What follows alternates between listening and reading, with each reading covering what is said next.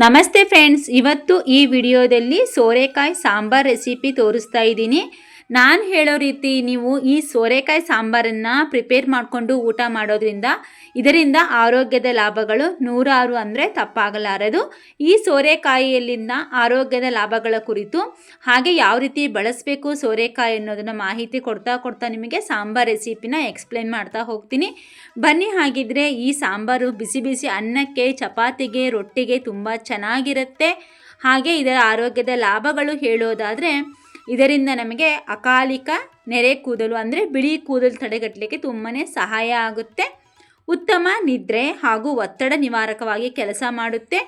Uric ಆ್ಯಸಿಡ್ನಂತಹ ಎಲ್ಲದನ್ನು ದೇಹದಿಂದ uric ಆ್ಯಸಿಡ್ನ ಆಚೆ ಹಾಕಿ ಕೀಲು ನೋವು ನಿವಾರಣೆಗೆ ತುಂಬಾ ಸಹಾಯ ಮಾಡುತ್ತೆ.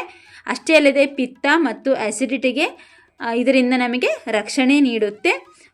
ಹಾಗೆ ಲಿವರ್ನ ಆರೋಗ್ಯ ಕೂಡ ನಮಗೆ ಕಾಪಾಡಲಿಕ್ಕೆ ತುಂಬಾ ಸಹಾಯ ಆಗುತ್ತೆ.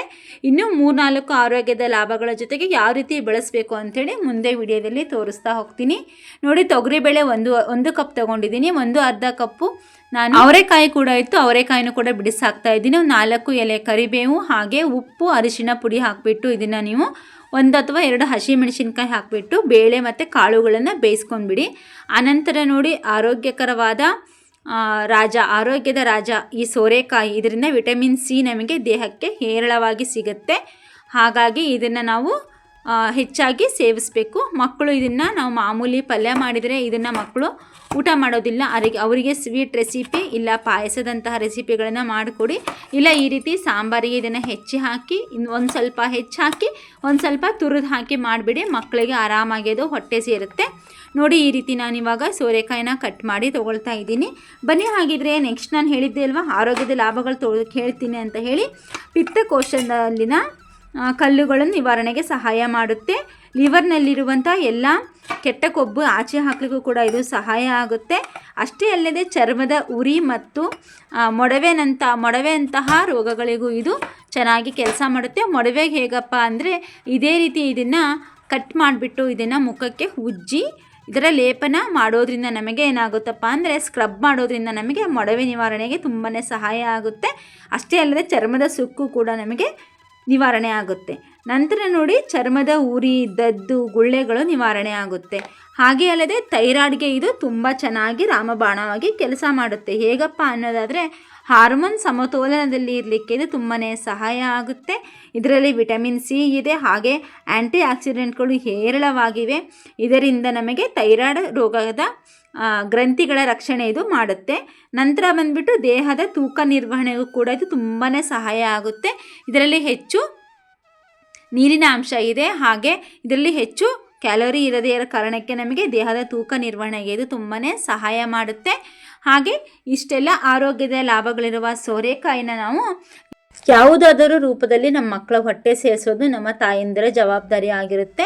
ಬನ್ನಿ, ಹಾಗಿದ್ರೆ ಈ ಸೋರೆಕಾಯಿನ ತೆಳುವಾಗಿ ಹೆಚ್ಕೊಂಡಿರೋ ಕಾರಣಕ್ಕೆ ಇದರಲ್ಲಿನ ನೀರಿನ ಅಂಶ ಎಲ್ಲ ಸಾಂಬಾರಲ್ಲೇ ಬಿಟ್ಬಿಡುತ್ತೆ. ಅದಕ್ಕೆ ಆ ಕಾರಣಕ್ಕೆ ನಾನು ತೆಳುವಾಗಿ ಹೆಚ್ಚಿದ್ದೀನಿ.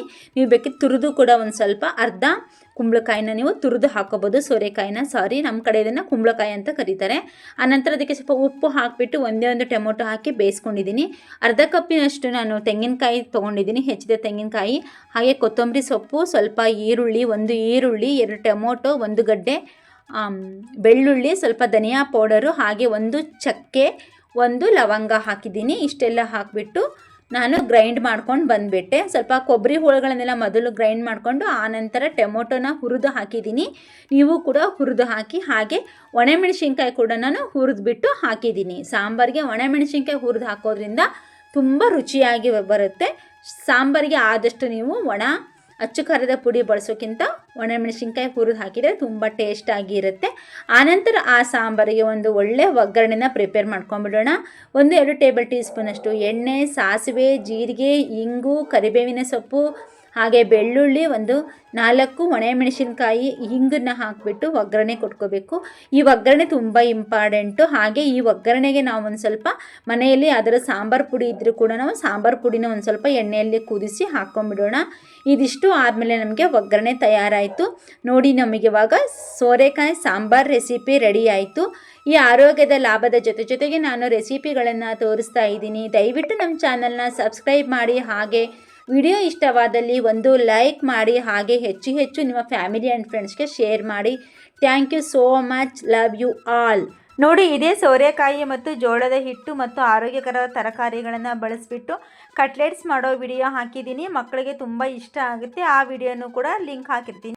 ಈ ವಿಡಿಯೋನ ಎಂಡ್ ಸ್ಕ್ರೀನಲ್ಲಿ ಹಾಗೆ ಡಿಸ್ಕ್ರಿಪ್ಷನ್ ಬಾಕ್ಸಲ್ಲಿ ಮತ್ತು ಐ ಕಾರ್ಡಲ್ಲಿ ವಿಡಿಯೋ ಲಿಂಕ್ ಇದೆ, ಚೆಕ್ ಮಾಡ್ಕೊಳ್ಳಿ.